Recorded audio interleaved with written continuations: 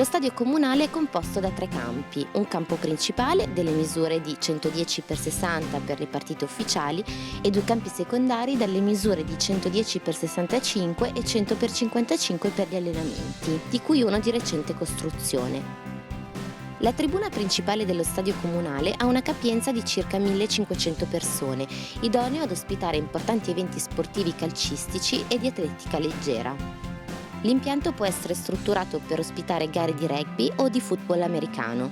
La struttura dispone di 2 spogliatoi grandi e 2 piccoli, sala medica, sala fitness e area magazzino. Il complesso sportivo Giovanni Chiggiato si completa con una pista di atletica a 6 corsie recentemente ristrutturata che ha visto negli anni, anche grazie alla dotazione di moderne attrezzature, ospitare innumerevoli gare di atletica regionali, nazionali ed internazionali.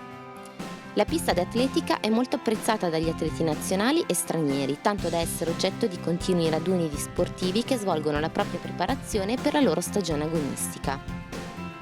L'impianto è dotato di illuminazione e sono a disposizione inoltre all'interno dello stadio comunale 2 campi da tennis in cemento. Lo stadio comunale, posto nella frazione di San Giorgio di Livenza, è composto da un campo principale dalle misure di 100x55 per le partite ufficiali e uno secondario di recente costruzione che misura 100x55.